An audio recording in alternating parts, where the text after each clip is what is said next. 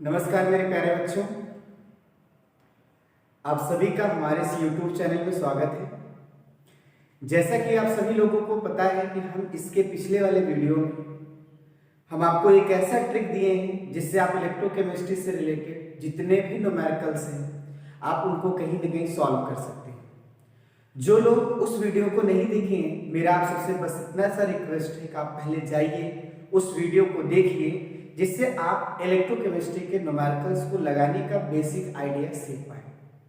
और एक सबसे बड़ी बात आपको मैं बताने चल रहा हूं कि आज मैं जो वीडियो बनाने चल रहा हूं कि इस वीडियो में मैं एक बहुत ही इंपॉर्टेंट और एक इंटरेस्टिंग टॉपिक को समझाने चल रहा हूं। हमने ऐसा देखा है कि कई बच्चे ऐसे होते हैं जो इस टॉपिक को अच्छे से समझ नहीं पाते, लेकिन मैं आपसे इतना प्रॉमिस करता हूं कि आप ये जो भी 20 से 25 मिनट का वीडियो बनेगा, इस वीडियो को आप अच्छी तरीके से जब देखेंगे तो इस टॉपिक को बड़े आसानी समझ जाएंगे। और इस टॉपिक को जो मैं समझाऊंगा वो इतने अच्छे ढंग से समझाने की कोशिश करूंगा जिससे आपको इस टॉपिक से किसी भी तरह का कोई समस्या नहीं मिलेगी। यहाँ पे बच्चों को अक्सर प्रॉब्लम आती है, वो प्रॉब्लम आने का भी रीजन होता है वो इसलिए क्योंकि बुक की जो लैंग्वेज दी गई है वो भी थोड़ा सा कम समझ में आती है। हम आपको एक ऐसा तरीका बताने चल रहे हैं जिससे इस टॉपिक को बड़े आसानी से, बहुत ही आसान, बहुत स्मूथली आप अच्छे से इसको क्या कर सकते हैं, समझ सकते हैं। तो आइए देखते हैं ये टॉपिक आपके पास क्या है। ये टॉपिक है standard hydrogen electrode.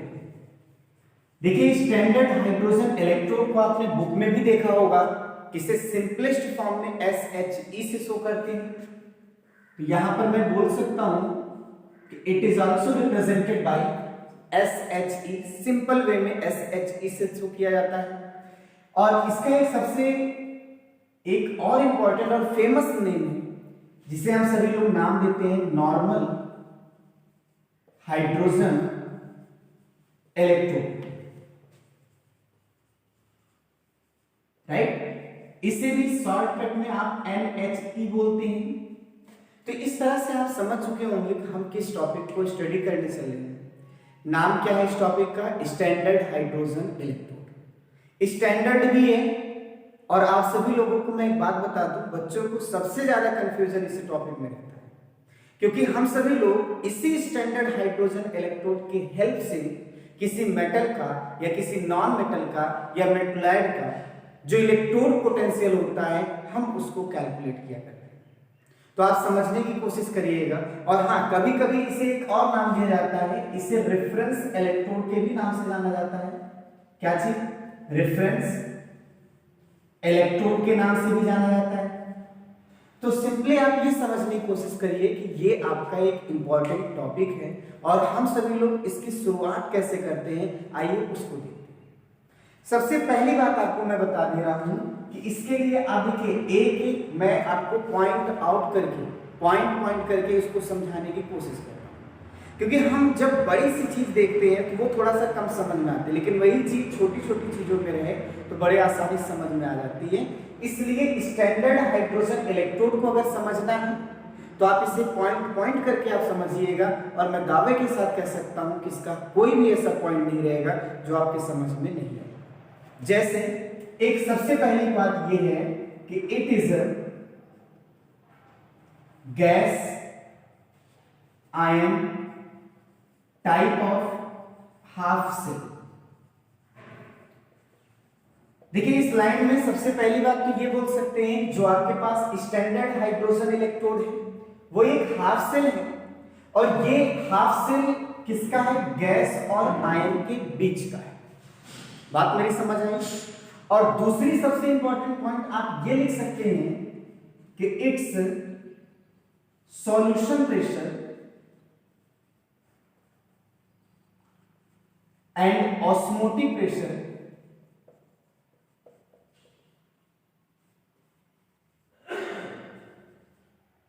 is equal to each other।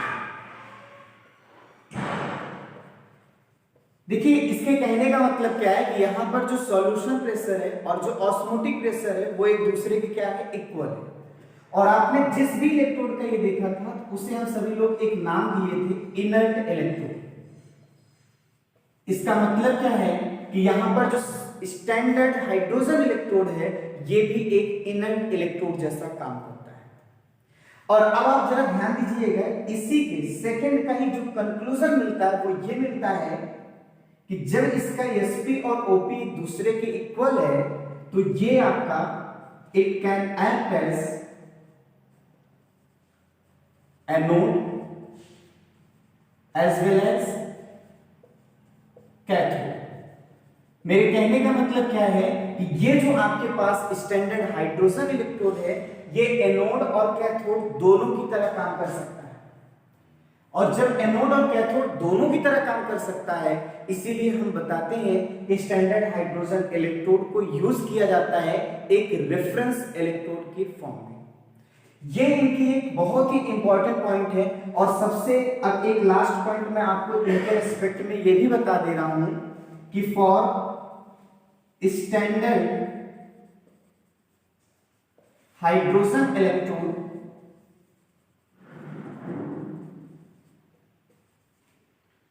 SRP and SOP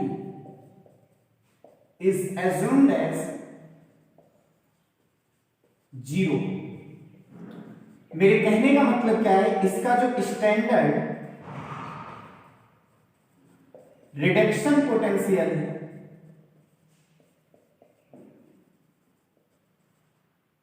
और स्टैंडर्ड ऑक्सीडेशन पोटेंशियल ये कितना माना गया है, 0। तो इस तरह से आप सभी लोग स्टैंडर्ड हाइड्रोजन इलेक्ट्रोड के बारे में कुछ छोटे छोटे बातों को आप लिख सकते हैं। जैसे आप बोल सकते हैं it is a gas ion type of half shell.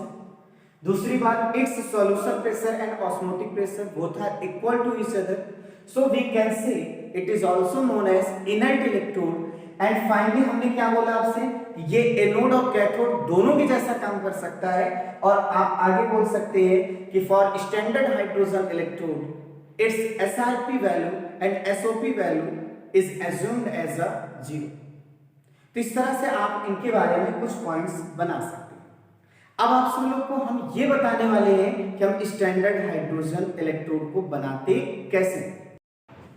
आइए स्टैंडर्ड हाइड्रोजन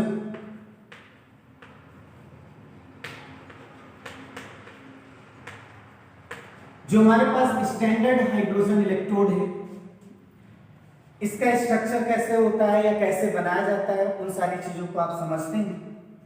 देखिए, इसको जब बनाया जाता है तो आप बोल सकते हैं जैसे ये आपके पास एक कंटेनर है, पूरा का पूरा इसमें मैं थ्योरी एक्सप्लेन करूंगा, थोड़ा सा समझने की कोशिश करिएगा। इस कंटेनर में क्या किया जाता है, एक टेस्ट ट्यूब डाली जाती है, कुछ वो इस डिजाइन की होती है,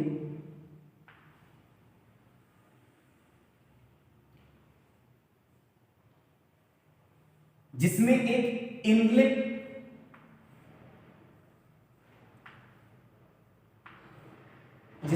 इनलेट का ऑप्शन रहता है।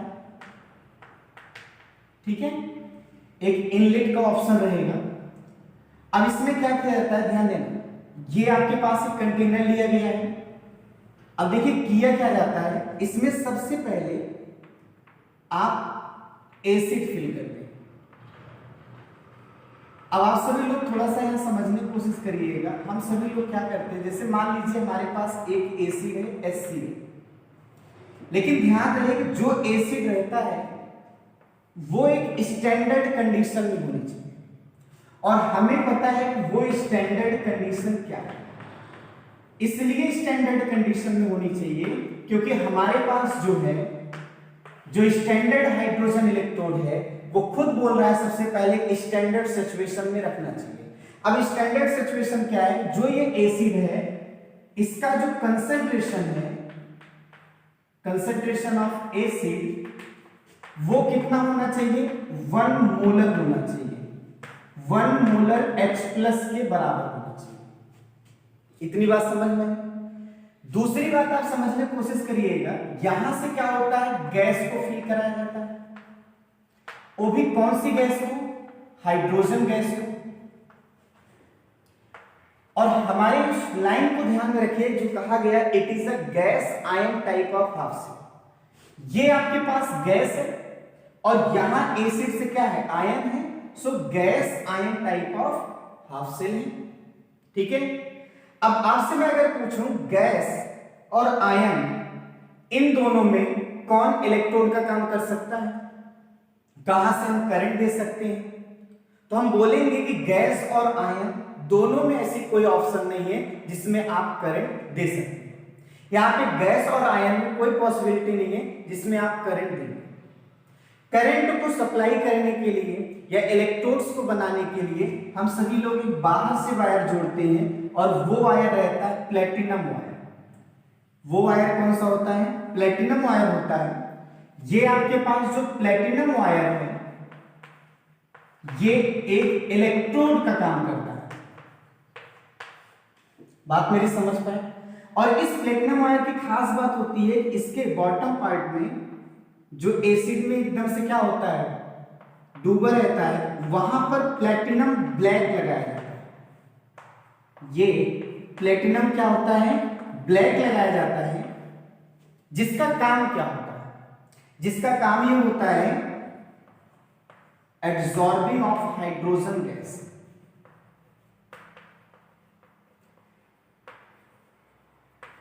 हाइड्रोजन गैस को क्या करना, एब्जॉर्ब। होता ये है कि यहां से हाइड्रोजन गैस आती है और वो हाइड्रोजन गैस समझते जाइएगा वो इस प्लेटिनम ब्लैक पर आके एब्जॉर्ब होती है। अब ये देखने वाली बात है कितना एब्जॉर्ब होता है। ये हाइड्रोजन गैस उतना एब्जॉर्ब होती है जो आयन के साथ इक्विलिब्रियम में आ जाए। मतलब यहां पर समझिएगा गैस और जो आयन है ये एक दूसरे के क्या हो जाए, इक्विलिब्रियम में हो जाए। इस सिचुएशन तक गैस वहां पर क्या होती है, एब्जॉर्ब होती है। क्योंकि मुझे पता है कि कोई भी हाफ सेल होता है वो इक्विलिब्रियम पर आता है, तो इक्विलिब्रियम पर आने तक वहां पे गैस यहां पर क्या होगी, प्लेटिनम ब्लैक पर एब्जॉर्ब। बात समझ पाए।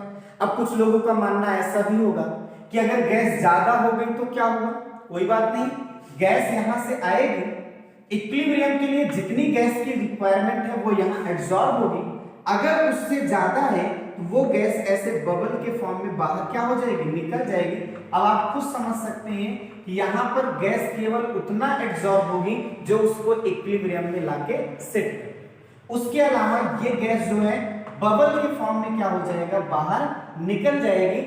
यहां पे इस पॉइंट को अच्छी तरीके से समझिए।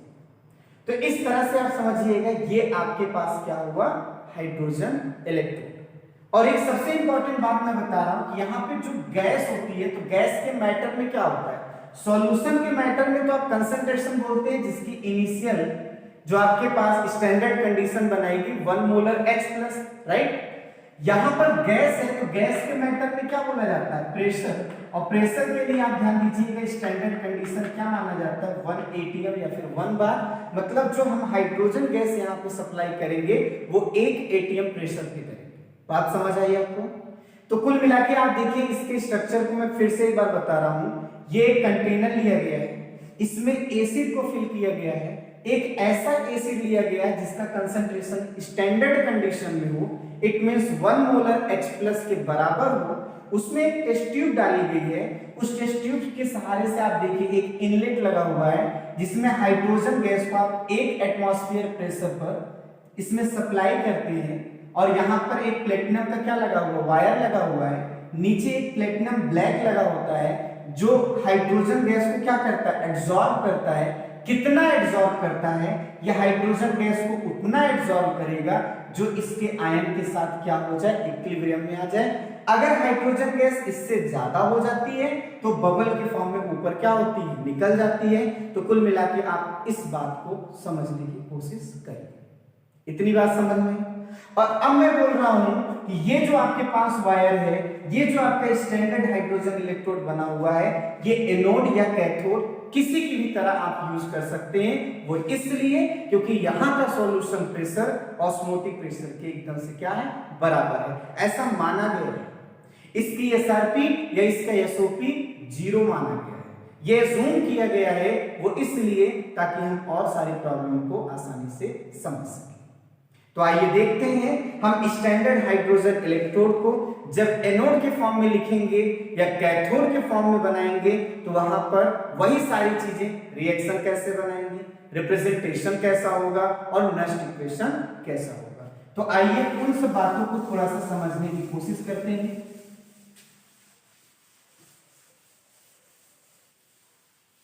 मेरे कहने का मतलब क्या है, ये हमारे पास जो स्टैंडर्ड हाइड्रोजन इलेक्ट्रोड है एज एनोड हाफ सेल। सबसे पहले आप इसको समझिएगा कि जब स्टैंडर्ड हाइड्रोजन इलेक्ट्रोड कैसा काम करेगा, एनोड हाफ सेल जैसा काम करेगा, तो क्या क्या चीजें, सबसे पहले तो आपको रिएक्शन बनाना आना चाहिए, दूसरी बात रिप्रेजेंटेशन आना चाहिए, रिप्रेजेंटेशन अगर आ गया तो आपको नष्ट इक्वेशन बनाना आना चाहिए। ठीक है, तो आइए देखते हैं सबसे पहले रिएक्शन कैसा होगा। तो खुद आप बताइए एनोड हाफ सेल का मतलब क्या है। एनोड हाफ सेल का मतलब है कि भाई एनोड की अगर हम बात करेंगे तो एनोड पर हमेशा कौन सा रिएक्शन होता है, ऑक्सीडेशन रिएक्शन होता है। ये पूरी दुनिया को पता है कि at anode always oxidation reaction take place. बात समझ में? और ऑक्सीडेशन रिएक्शन होने का मतलब है कि ये जो आपके पास हाइड्रोजन गैस है, इसकी फिजिकल स्टेट कैसी है, गैस है, ये आपका 2H+ और यहां 2 इलेक्ट्रॉन। बात समझने की कोशिश करिएगा, ये एक्वस में रहेगा, ये आपके पास ये एक टाइप का रिएक्शन यहां पे बनेगा, H2 gas Aeromar 2H+, 2 electron. Oxidation का मतलब होता है ऑक्सीडेशन नंबर बढ़ना, चार्ज का बढ़ना। यहां देखो 0 है, यहां पे प्लस आ गया, चार्ज का बढ़ना क्या कहलाता है, ऑक्सीडेशन।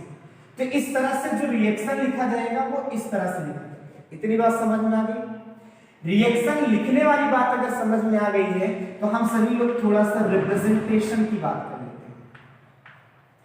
जो हमारे पास रिप्रेजेंटेशन रहेगा वो यहां पर क्या होगा, प्लेटिनम H2 क्या है बताइए, H2 गैस है, लाइन सिंगल, फिर उसके बाद हम क्या करेंगे H+, ये इनका एक क्या रहेगा, रिप्रेजेंटेशन रहेगा। बात समझ में?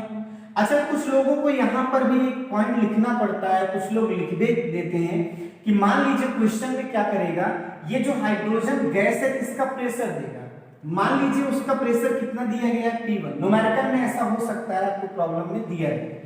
ये आपके पास H+ है, H+ का कंसंट्रेशन देगा तो कुछ मोलर देगा। आप बात ध्यान दीजिएगा, हमने इसके कंसंट्रेशन को C1 मोलर माना है। बात मेरी समझ आ रही है आपको? ये ऐसा एज्यूम किया गया है कि हाइड्रोजन गैस का प्रेशर P1 ATM हो सकता है या बार हो सकता है, और H+ जो आपके पास है वो C1 मोलर है। इतनी बात समझ में आ गई? तो इस तरह से इनका क्या हो जाता है, रिप्रेजेंटेशन हो जाता है। अब आते हैं हम किस इक्वेशन पे, बताइए, नेक्स्ट इक्वेशन। तो नेक्स्ट इक्वेशन में आप खुद बताइएगा, यहां पर आप देखिए ये एक टाइप का कैसा एनोड हाफ सेल, कौन सा रिएक्शन हो रहा है, ऑक्सीडेशन। तो यहां पर हम क्या लिखेंगे, EOP लिख रहे हैं, that is equal to E not OP। इतनी बात समझ में? -0.059 बाई कितना, 2। वो इसलिए क्योंकि यहां n की वैल्यू कितनी आ रही है, 2 आ रहा है। बात समझ में? अब लॉग प्रोडक्ट में आप देखिए H+ का हमको क्या लिखना पड़ेगा, स्क्वायर इज डिवाइडेड बाय, यहां पर आप क्या लिखते, H2 गैस। और मैंने आपसे कहा कि अगर वो प्योर कंडीशन में है तो उसको हम कितना मान लेंगे, 1। यहां अगर आप 1 मान लेंगे तो इसे लिखने की कोई जरूरत नहीं है। तो जरा आप देखिए, इतना आपको एक इक्वेशन क्या होगा, मिलेगा। अब हम क्या करेंगे, इस इक्वेशन को सिंपलीफाई करेंगे। कैसे करेंगे, ये जो E नॉट OP है, मैंने अभी आपको क्या बताया था, मैंने आपको यही बताया था कि स्टैंडर्ड ऑक्सीडेशन पोटेंशियल क्या एज्यूम किया गया, 0। अगर आप यहां 0 रख देते हैं तो ये बराबर हो जाएगा 0.059 बाई 2, और लॉग में देखिए ये जो स्क्वायर है वो आगे आप ला देंगे, ये आपके पास मिलेगा लॉग में H+। इतनी बात समझ में आ गई आपको? इस 2 से ये 2 कैंसिल हो गया 0। तो अब आप बताइए EOP बराबर क्या हो गया, माइनस में 0.059 log H प्लस। क्या आपको ये मिला? अब मैं आपसे एक छोटा सा यार क्वेश्चन पूछ रहा हूं कि अगर हम इसी इक्वेशन को लिखना चाहें तो कुछ इस तरह से भी लिख सकते हैं, थोड़ा सा समझने की कोशिश करिएगा। अगर हम इसी इक्वेशन को लिखना चाहें तो हम ऐसे लिख सकते हैं कि EOP इज इक्वल 0.059 माइनस में log H प्लस लिखा जा सकता है। बिल्कुल, आज जब 11th या 10th में पढ़े होंगे तो वहां माइनस log H प्लस को PH बोला जाता है। तो इस तरह से आप समझिए कि EOP इज इक्वल क्या हो जाएगा, प्लस में 0.059 और यहां पर आपको क्या लिखना पड़ेगा, PH। इतनी बात समझ में? ये एक टाइप का आपके पास फाइनल फॉर्मूला क्या होगा, मिल गया है। और ये इंपॉर्टेंट फॉर्मूला इसलिए है क्योंकि आपको मान लीजिए पीएच की वैल्यू दे दी, मान लीजिए आपको पीएच की वैल्यू दे दिया तो श्योर है आपसे वो पूछ सकता है कि आप इसका ऑक्सीडेशन पोटेंशियल बताइए।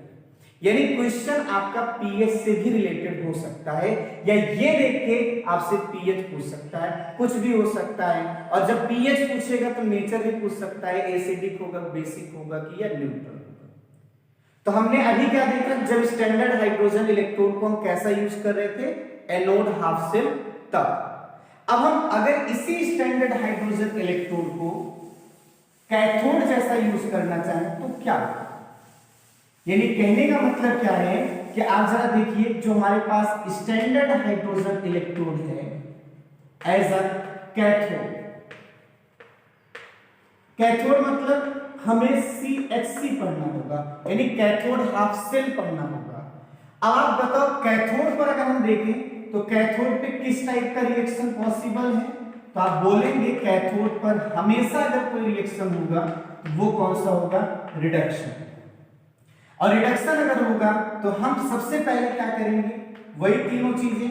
रिएक्शन कैसे बनाएंगे, रिएक्शन बनाने का सिंपल तरीका जस्ट अपोजिट 2H प्लस, ये एक्वस में 2 इलेक्ट्रॉन और यहां पर हाइड्रोजन गैस, ये रिएक्शन बनाया जाएगा। फिर उसके बाद आप क्या लिखते हैं, रिप्रेजेंटेशन। जो हमारे पास रिप्रेजेंटेशन रहेगा उसे कैसे बनाया जाएगा, तो फिर से आप देखिएगा यहां पर रिप्रेजेंटेशन होगा H plus oblique PT hydrogen gas.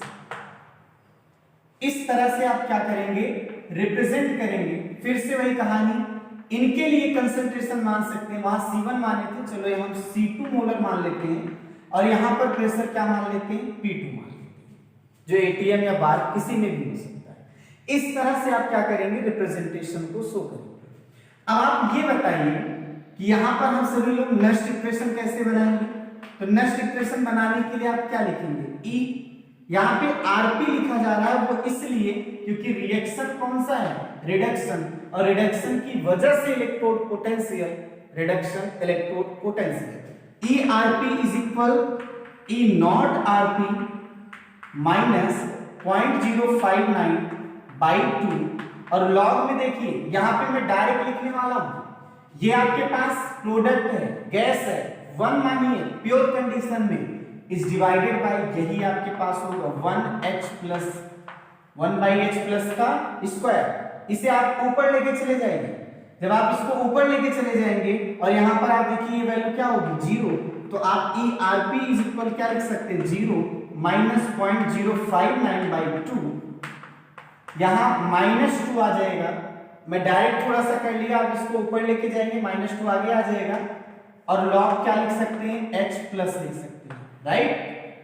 2 से 2 कैंसिल हुआ, माइनस से ये माइनस क्या हो गया, प्लस हो गया, तो कुल मिला के आप देखिए ERP इज इक्वल क्या आ गया, 0.059 लॉग H प्लस हो गया। अगर हम यहां माइनस रख दें, यहां पर माइनस रख दें, तो माइनस माइनस का मल्टीप्लाई क्या हो जाएगा, प्लस। यानी अगर आप इसको लिखना चाहें तो ऐसा भी लिख सकते हैं कि -0.059 यहां माइनस लॉग एच प्लस, और माइनस लॉग एच प्लस को हम क्या नाम देते हैं बताइए? माइनस लॉग एच प्लस को हम सभी लोग पीएच कहते हैं। इस तरह से फाइनली आपके पास एक फॉर्मूला मिलेगा, यहां माइनस में 0.059 और यहां पर क्या मिल जाएगा? पीएच। तो इस तरह से आप देखिए ये आपके पास एक फॉर्मूला क्या होगा? मिला। कहीं ना कहीं आप ध्यान दिए होंगे तो वहां ईओपी में प्लस था और ईआरपी में क्या आ रहा है? माइनस आ रहा है। तो इन बातों को थोड़ा सा समझने की कोशिश करें। तो देखिए इस वीडियो में आप सभी लोगों को हमने क्या बताने की कोशिश किया है कि हम स्टैंडर्ड हाइड्रोजन इलेक्ट्रोड क्या है, कैसे समझेंगे, क्या कंडीशंस होती हैं, कैसे बनाया जाता है, इनको जब हम एनोड के फॉर्म में बनाएंगे, एनोड जैसा यूज करेंगे तो क्या क्या वहां पे सिचुएशंस बनती हैं, या कैथोड जैसा यूज करेंगे तो क्या क्या सिचुएशन बनती है, ये सारी चीजों को मैंने इसमें एक्सप्लेन किया है। और आप सभी से बस मेरा इतना रिक्वेस्ट है कि आप वीडियो को जितना ज्यादा से ज्यादा हो सके आप शेयर करिए, ताकि और भी बच्चों को इसका फायदा मिल सके, और आप एक नोट्स बनाते जाइए। और मैं इतने दावे के साथ बोल रहा हूं कि आप केमिस्ट्री का हर एक चैप्टर, हर एक टॉपिक आपको मैं इस तरीके से बताऊंगा, बस आप मेरे साथ जुड़े रहिए, आपको लगेगा कि कहानी लगी। तो आज के लिए बस इतना ही, हम फिर मिलेंगे। धन्यवाद।